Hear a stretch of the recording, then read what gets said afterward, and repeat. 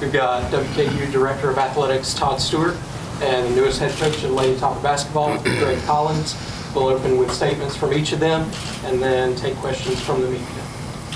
Thanks, Curry. Full house. I love it. Standing room only. Nice to see the team back there in the back with smiles on your faces. Appreciate everybody being here today. It's certainly a great day for our program. I want to start off really though by again thanking Michelle Clark-Hurd for the phenomenal job that she did as our head coach. You know, it was just a little over 6 years ago that we introduced her as our head coach, and she inherited a program that had a program record 21 losses. And you fast forward to where we are now, after 6 years as our head coach, 154 wins, 4 NCAA tournaments, 4 conference tournament championships, 2 regular season championships. I mean, just a truly phenomenal job in every aspect of our program, on and off the court. The good news is that a big reason why I feel we had those numbers, in addition to Coach Hurd, is the man to my right being so involved in our program every step of the way over those 6 years. You know, Greg has been truly invested in our players, in our program, every aspect of it, recruiting, coaching, in-game adjustments, scouting, you name it, and Greg Collins has been right there every step of the way. And I feel we've been blessed, you know, the last 6 years at Western Kentucky. I feel like we've had 2 head coaches here, and that's a big reason why we've had so much success, and a big reason why I have so much confidence in where we're headed in the future. So it's my pleasure to, I guess today, formally announce our new head coach, Greg Collins. Thanks, sir. Thank you. Before we answer questions, I just want to say thank you to a lot of people. Thank you to Casey and Dr. Caboni. Thank you to Todd and Rebecca. And thank you most of all to Coach Hurd and Luther. They're some of our best friends. This wouldn't have happened if she hadn't had a vision that this program could be back to a top 25 ranking. And it was my job to help make sure that happened. And I'm proud of what we've done the past 6 years. And then also I have to thank my wife. She's at home. You know, you guys that travel, when I'm on these road trips or the recruiting or we're in a tournament, that somebody's got to hold the fort down. And you can't do your job on the road if you're worried about something at home. And so she's at home. Sometimes she's holding down the fort. Sometimes the fort might hold her down. But she's here with all the troops today. So just got a lot of people to thank to get this opportunity. And thanks to a lot of great players that we've had, from Alexis Govan and Chastity Gooch and Ileana and Jalen McClain to Kendall and Micah. And now we've got a whole crew back there that are ready to take those reins and pick up where Ivy and Tasia left off and keep this thing rolling. So other than that, I'm ready to answer questions and get back to work. Before, real quick, we open into questions, if you guys will stand up and just get pictures for...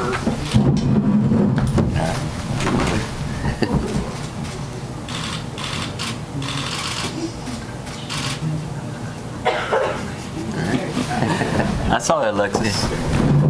We got workouts in the morning, Alexis. And now we'll open it into questions for you. Todd, before I ask Chris something, I have one for you. It's kind of like, to paraphrase, I asked you when I first moved here, when you first thought Jeff Brom was head coaching material, and you mentioned watching him in practice and how impressed you were. Was that a similar feeling with Greg and watching how he handled things in practice, and you thought to yourself, this guy's head coaching material? Yeah, very much so, really. I mean, it's just been everything that I've witnessed firsthand over the last 6 years. And, you know, I think sometimes to people maybe outside the program, you know, Greg, to his credit, was a very loyal assistant and was kind of a behind-the-scenes guy. But I know, you know, our players would speak to this, our former players, anybody around our program, how involved he truly was in every aspect of our program, and so I was able to witness that, and I think, you know, not to sell Greg short at all. I mean, obviously what he did here over the last 6 years has played a tremendous role in our success. But look at his overall body of work. I mean, this is somebody who's been an assistant coach for 16 years, you know, 5 years at Louisville and Arkansas before he was here. He's been a high school head coach, a WNBA scout. I mean, if this was a blind resume and nobody even knew who Greg Collins was, and we put that resume out there with his background and introduced this person as our new head coach, you know, people would be thrilled. And I'm thrilled that he's our coach because of what he did before he was here, and certainly what he's done since he's been here. Rick, can I ask you, yes, Mike. First of all, congratulations. Greg, I ask this most respectfully to Michelle. I know what you think of her. Is it kind of a balancing act to take what she's done that you respect so much, and at the same time, you're the head coach, and every head coach, no matter how close the relationship is, it's a different type of dynamic. Do you know where I'm going on that, Greg? Do you know what I mean?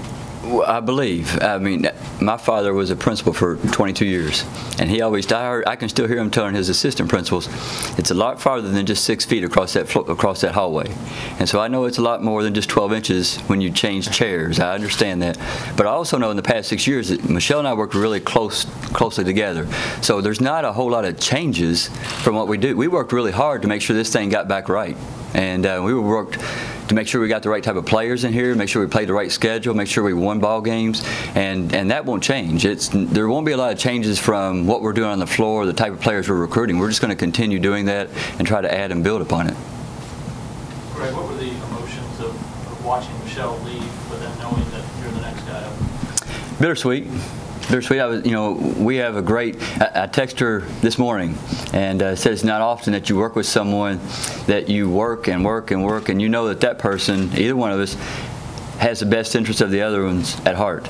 And so that was a little bittersweet, but also, exciting about the challenge of leading the next team and seeing what else we can accomplish moving forward, and glad for her and for another challenge for her as well. And so the friendship won't change. The working relationship obviously changes, but it was bittersweet.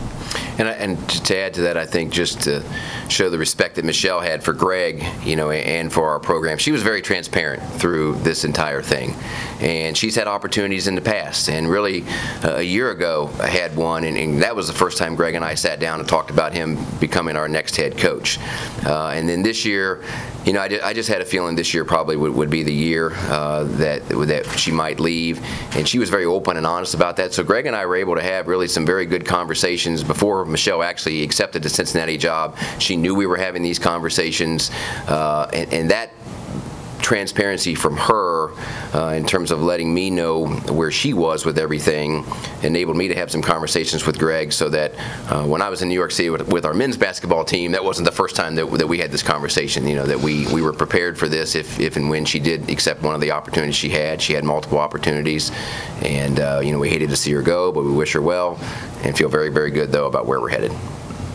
Greg, excuse me, as long as you've been an assistant, why was it important that you stayed loyal to Michelle and this program for so long, whenever I'm sure along the way there was opportunities to possibly become a head coach at another program somewhere else? My personal belief has never been to bounce for family reasons. I didn't want to just bounce from place to place chasing a job. I wanted to be someplace where we wanted to be, and we were happy here. We like Bowling Green. We love the Western.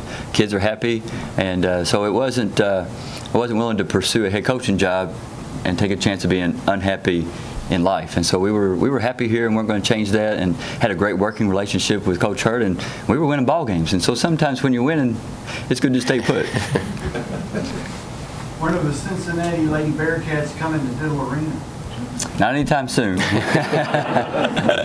We have arguably, and we still have some contracts that have to be signed, but we may have the toughest non-conference schedule that we played in the past 6 years coming up. We'll play 2 teams that were in the Final Four, a national champion, of course, and another team was in the Sweet 16, and then we have 2 more Power 5 type schools. So our schedules, so Cincinnati's not welcome on our schedule right now. Greg, how important is it that, one, as a head coach, you're coaching student athletes that have done it the right way and the winning way, and number 2, obviously, how much of a factor is that to help you? Well, it helps a lot because we chose these young ladies for specific reasons that they can help add to what we're doing, and so there's no replacement. We help them to get better, and we want to move forward with what they're able to do and continue to win. But it's not like if you take over a program and they don't fit with what your belief in how the game's going to be played. They already fit, and we're doing what we're going to do. And so all we got to do now is continue to improve and get ready for the next season. How different will your and Michelle's styles be, or do you maybe foresee that there's going to be much change in the way that this team plays? No, there won't be any difference. I think the difference will be from how we had to play last year to win, and how we will play, and how we played prior to last year, and how we'll play in the future. Last year we had a short bench. We had 9 players, 4 of them were freshmen, 2 were starting sometimes. We couldn't play quite the up-tempo game that we had played in the past. So our goal is to add to the roster and pick the pace back up and get back to playing fast a little bit more. But there weren't any style of play that wasn't consistent with what Michelle and I believe. We were working together. We weren't working on different agendas there. It was the same thing. So there won't be a great change. Every coach is sort of different in their recruiting pitch and just, their personalities and stuff. Do you feel like there's going to be any difference in the way that you recruit players coming to Western and the way that Michelle was able to? Again, not a drastic. The biggest change will be, Michelle's an embracer. She builds on that relationship, and as I share with the players, she cared for them deeply, and they talked all the time, and I care for them in the same way, but not the exact same manner. They'll text me, "Coach, my car won't start.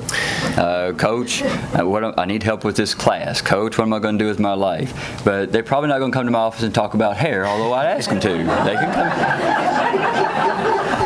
come. So it'll be different, but in some ways it'll be the same. Todd, can I ask you something? Sure. And I respect the fact that there's things you can't reveal, but obviously from the media's point of view, you moved very quickly in officially announcing that. Was there a reason for the emphasis on moving so quickly on this? Well, I think when you know who the next person is, there's really no reason to prolong it. And I knew that if and when Michelle left, Greg Collins would be our new head coach. And I think in knowing that, certainly any time a head coach leaves, the natural emotions surface, anxiety, confusion. People aren't necessarily sure what the future might be, so I just didn't see any reason to prolong that. I knew Greg would be the guy when the day came, felt I owed it to our players, no need to prolong this any longer.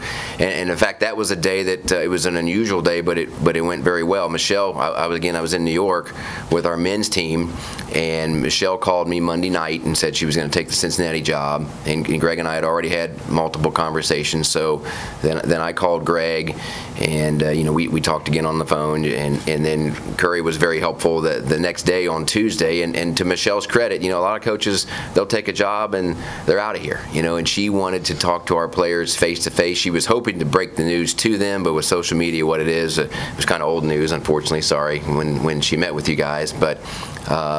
So Tuesday, in very quick succession, Michelle met with the team.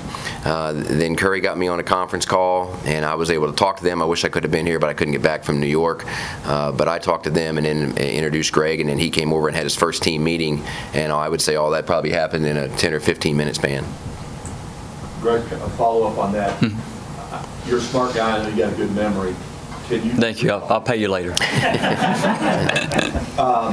I'm going to take you back to that first 30 minutes after Todd offered you the job, and the emotions that you had, not just professionally, but personally, because I know how important your family is to you. As I said, it was kind of bittersweet.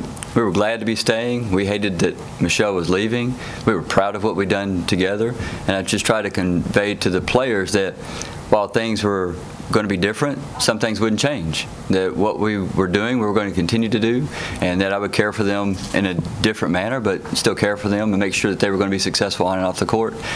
And for the most part, there were some tears, and so we got through that and tried to help support them through the change. But I think now they're all in a pretty good place, and if you ask them tomorrow morning at 5:30, they'll tell you something different. Any comments on staff and recruiting? That's in process. You'll know very soon. All the signees, we want them here. We recruited them for a purpose, and we think that this is still the best place for them.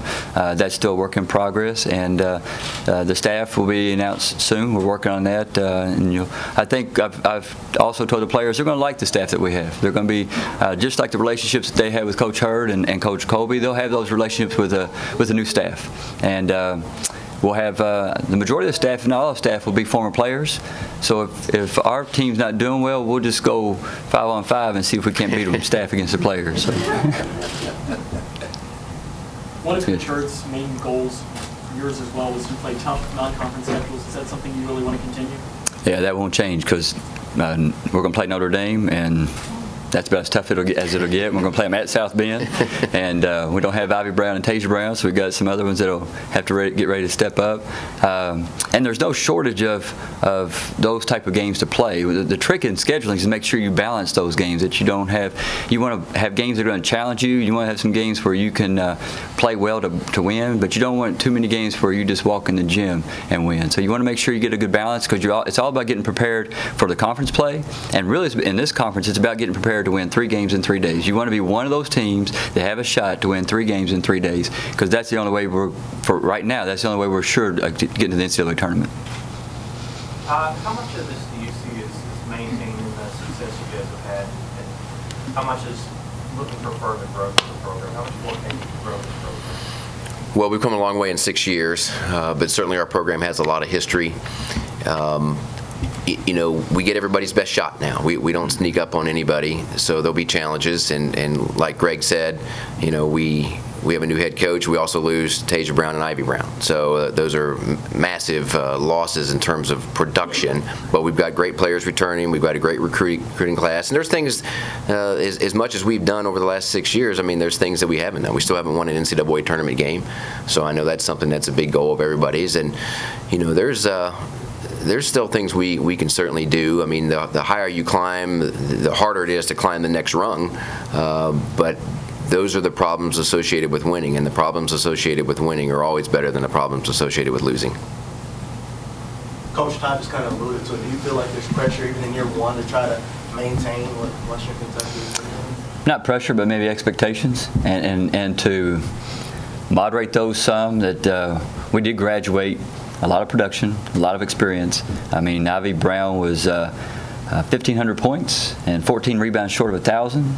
And Tasia Brown scored over 2,000, so that's a lot of production, a lot of experience. But we have great players. They just haven't been on the court together yet. So as we, you know, even if we get off to, we have a tough non-conference schedule, really tough. So if it doesn't matter so much about the wins and losses early, as long as we're growing as a team and getting better, and we're playing well at the end of the season. So I don't think there's pressure, but expectations, yes.